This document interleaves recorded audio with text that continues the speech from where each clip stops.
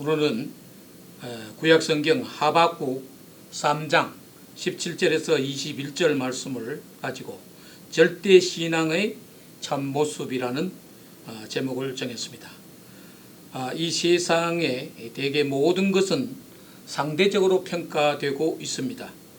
크고 작은 것도 비교해서 정해지는 것이며 잘 살고 못 사는 것도 비교해서 결정이 되고 지식의 많고 적음도 그렇습니다. 아인슈타인은 물리학에서 상대성 원리를 발견했습니다. 그러나 모든 인간사에 있어서 상대적이란 사실을 인정하지 않을 수 없습니다.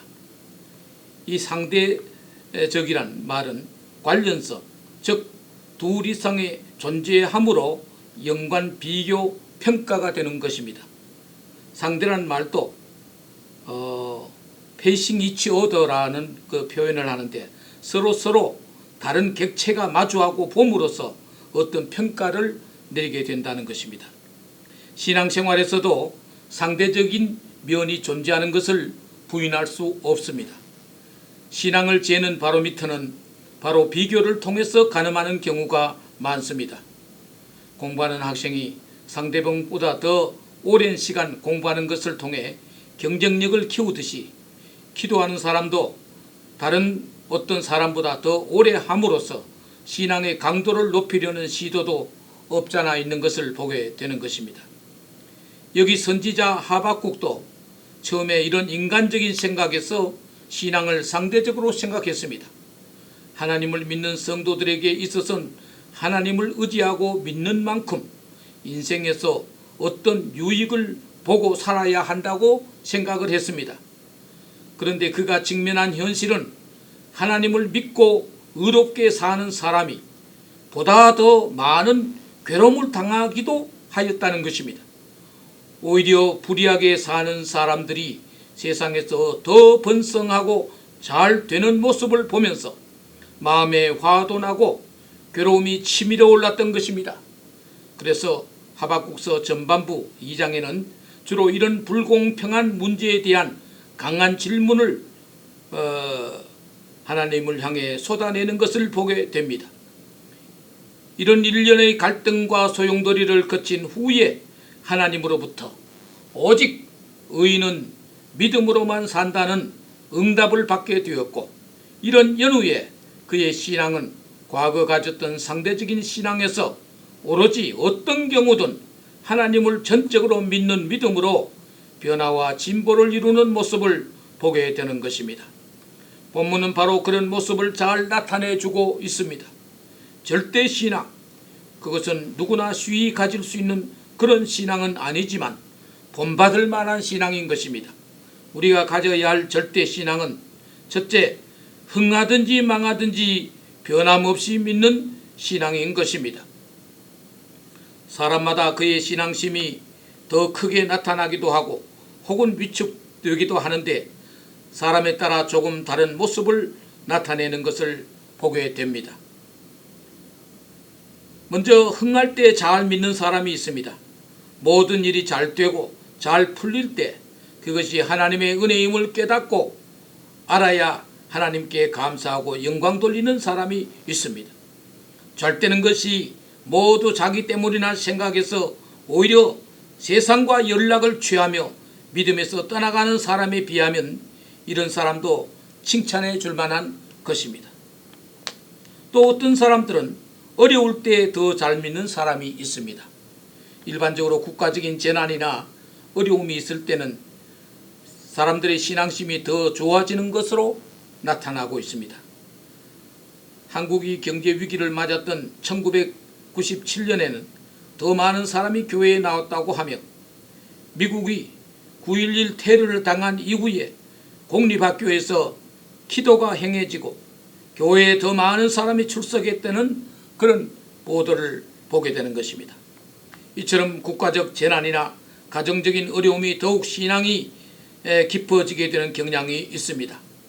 그러나 반면에 어려움 때문에 위축된 나머지 오히려 하나님을 더 멀리하고 교회를 등한히 하는 그런 경향도 있는 것입니다. 이 모든 것이 외부의 영향을 받는 상대적인 믿음의 면모일 뿐입니다. 그러나 이제 성숙한 믿음, 절대적인 믿음의 경지에 이르게 될 때는 흥하고 망함에 관계없이 하나님을 일관되게 믿게 되는 것입니다. 이런 믿음 정말 귀하고 값진 것으로서 바로 하박국이 가졌던 믿음이라고 생각합니다. 본문에 보면 6가지 경우를 비교하고 있는데 4가지는 식물의 비유, 2가지는 동물 농사를 비유하고 있습니다. 첫째는 무화과 나무가 무성치 못하며, 둘째는 포도나무에 열매가 없으며, 셋째 감람나무에 소출이 없으며, 넷째는 밭에 식물이 없으며, 그리고 다섯째 동물농사에서 우리 안에 양이 없으며, 여섯 번째는 외양간에 소가 없을지라도 라고 했습니다. 무화과와 포도와 감람나무 농사는 성지에서 가장 흔한 과수원 농사이며, 밭에 식물을 심는 것은 인간의 기본적인 음식의 공급처입니다. 어느 하나 중요하지 않는 것이 없습니다. 부자는 위의 농사를 전부 할 수도 있지만 대개는 어떤 가정에선 무화과를, 어떤 가정에선 포도나 감람나무를, 또 어떤 가정엔 밭에 곡식이나 채소를 심어 생계를 유지하고 그것의 소출을 통해 다른 필요한 것을 구입하고 사는 그런 현실인 것입니다. 농사는 1년에 여러 번 소출을 얻는 것이 아니라 거의 한두 번에 불과합니다. 또 과일류도 1년에 한 번 생산하고 곡식 채소류는 1년에 잘해야 두세 번 하는 것입니다. 그런데 유목생활을 많이 하는 현실에서 우리의 양과 외양간의 소는 바로 자산이요 사업 자체인 것입니다. 그런데 우리 안에 있어야 할 양이 보이지 않고 외양간에 매어 있어야 할 소가 없다는 것은 비극 중에 큰 비극인 겁니다. 과거에 빈 농가에서 아들 대학 학자금 마련 위해서 집에 있는 소를 팔아 학비를 댄 그런 일들도 허다히 있었습니다. 그래서 대학을 두고 상아탑이라 하는데, 이런 것을 빗대서 한국의 대학은 우골탑이다, 소 뿔로 세워진 그런 탑이다라는 그런 유행어를 낳기도 했습니다. 농사꾼 집에 소가 없다는 것은 정말 처량하고 한심한 일이었습니다. 소는 농사 짓는데 아주 없어서는 안 될 필수 짐승인 것입니다. 이런 일은 사람을 낙심낙담케 하는 일입니다. 그런 만큼 그 농사의 성패는 얼마나 중요한지 모릅니다. 농사가 잘 되어서 감사와 감격에 겨워 하나님께 영광 돌릴 수도 있고, 반면 피해를 입고도 오직 믿음에서 감사하며 영광 돌릴 수도 있는 것이, 그것이 바로 절대 신앙인 것입니다. 중요한 것은 사람들은 이런저런 동료를 보일지라도 선지자는 어떤 상황에서든 하나님 앞에 감사하며 믿음을 가지겠다는 것으로, 이는 정말 귀한 믿음의 발로가 아닐 수 없는 것입니다. 둘째로, 기쁘든지 슬프든지 변함없이 믿는 믿음이 절대 신앙이라고 봅니다. 사람이 살다 보면 기쁜 일도 있고 슬픈 일도 있습니다. 하루에도 웃을 일이 있는 반면 성낸 일도 있는 것입니다. 주변 상황에 따라 마음의 영향을 받지 않을 수 없고, 그 심리가 또한 신앙에 영향을 미치게 되는 것입니다. 앞서 하박국이 언급한 일들은 정말 견디기 어렵고 수용하기 힘든 좋지 않는 상황입니다. 이런 상황은 위축되어야 하고 슬퍼해야 하고 괴로워해야 하는 현실입니다. 그럼에도 불구하고 나는 여호와를 인하여 즐거워하며 나의 구원의 하나님을 인하여 기뻐하리로다 라고 하였습니다. 여러분들은 아마 순정 만화인 들장미 소녀를 기억할 것입니다. 한 불쌍한 고아 소녀가 어느 날 무지한 부잣집에 양녀로 들어가게 됩니다. 거기서 말할 수 없는 박해와 구박을 받습니다. 그리고 사랑을 하게 되지만 사랑하는 사람이 사고로 죽게 되기도 합니다. 하여간 이런저런 많은 시련 가운데서도 꿋꿋이 살아가는 소녀 캔디. 그래서 노래 가사에 그래서 그 캐릭터의 일면을 볼 수 있습니다. 외로워도 슬퍼도 나는 안 울어. 참고 참고 참아야지 울긴 왜 울어. 라는 그 말 속에 소녀가 가진 슬픔이 얼마나 큰 것인가를 알 수 있습니다. 그러나 그런 상황 속에서도 꿋꿋하게 살아가는 그런 강인한 소녀의 모습을 볼 수가 있습니다. 들장미처럼 정말 강인하게 사는 어린 소녀. 우리 성도들이 가져야 할 신앙은 바로 이 캔디처럼 비록 슬프고 괴로운 상황, 외로운 처지에서도 좌절함이 없이 기쁘게 살아야 하는 그런 자세가 필요한 것입니다. 고린도후서 4장의 말씀에 의하면 우리는 사방으로 우겨 사임을 당하여도 사이지 아니하며 답답한 일을 당하여도 낙심하지 아니하며 핍박을 받아도 버림받지 아니하며 거꾸로 트림을 당하여도 망하지 아니하는 것은 우리 몸에 예수의 생명을 나타내야 하기 때문이라고 하였습니다. 우리가 가진 믿음은 작은 비바람에 쓰러지고 눈보라에 얼어붙어 버리는 그런 시시한 믿음이 아닙니다. 어떠한 슬픈 형국이라도 능히 극복할 수 있는 믿음인 것입니다. 옥속에 갇힌 상태에서도 기뻐하고 기뻐하라, 나와 함께 기뻐하라고 한 바울과 같이 늘 한결같은 믿음으로 사는 것이 바로 우리가 지향하는 절대 신앙인 것입니다. 결코 주변의 어떤 어려움이 그 절대 신앙을 해치거나 감소시킬 수 없는 것입니다. 끝으로 살든지 죽든지 변함없는 믿음이 바로 절대 신앙인 것입니다. 과거 우리 조상들이 어려울 때 일사각오의 신앙이라고 하는 말이 있습니다. 정말 죽을 각오로 믿는 믿음이 절대 신앙인 것입니다. 절대 신앙의 극치는 바로 생사를 초월하는 믿음입니다. 정말 참믿음, 절대적인 믿음은 생사관을 확고히 한 믿음, 그것이 절대 믿음인 것입니다. 죽음에 임했어도 당당하게 맞설 수 있었던 많은 신앙의 위인들은 바로 이런 절대 신앙의 소유자이기 때문인 것입니다.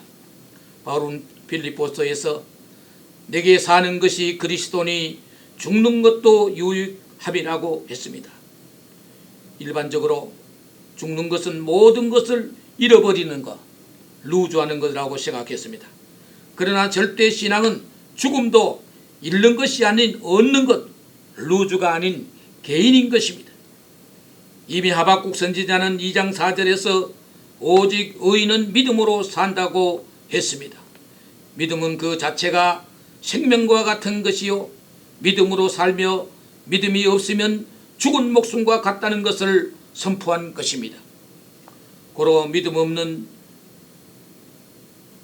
그 자의 횡포와 심지어 그들이 번성한다고 해도 그것을 부러워하거나 흠모하지 말아야 할 것입니다. 내일 모레 도살장에 가는 그 돼지가 포식한다고 해서 그것을 부러워하지 않는 것처럼 지옥 가는 예영 연습하는 듯한 이 세상 사람들의 악한 사람들의 그런 군상들을 향해 부러운 눈으로 우리가 보고 있다면 그는 결코 신앙의 사람이 아닌 것입니다. 절대 신앙은 살든지 죽든지 오직 예수 그리스도를 존귀케 하고 하나님께 영광 돌리는 삶인 것입니다. 바울은 로마서 14장 8절에서 우리가 살아도 주를 위하여 살고 죽어도 주를 위하여 죽나니 그러므로 사나 죽으나 우리가 주의 것이로다 라고 하였습니다. 이런 생사를 초월한 믿음이라면 과연 절대 신앙이라고 할 수 있을 것입니다. 이제 결론적으로 몇 말씀 드리겠습니다. 이 세상의 모든 사람이 다 잘 되기를 바라고 흥왕하기를 원하고 기쁜 일이 홍수처럼 창수처럼 쏟아지기를 바라고 잘 살기를 원합니다.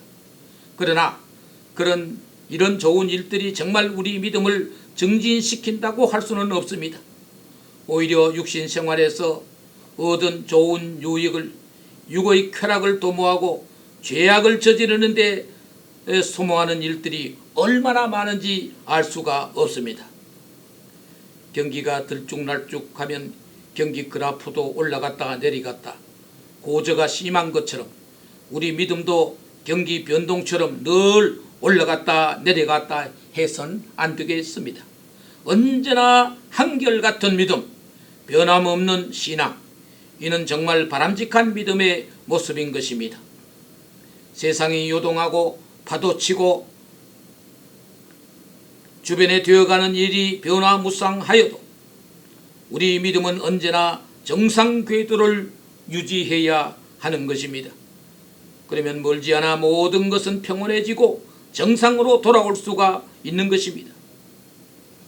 지구 한 모퉁이에는 한파가 닥치고 또 한 곳에는 폭설로 죽어가고 홍수가 나고 눈보라가 나고 지진이 발생해도 지구는 늘 변함없이 정상 궤도를 돌고 있습니다.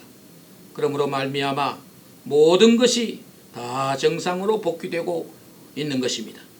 만약 지구가 궤도를 벗어나는 것은 재앙이 될 것입니다.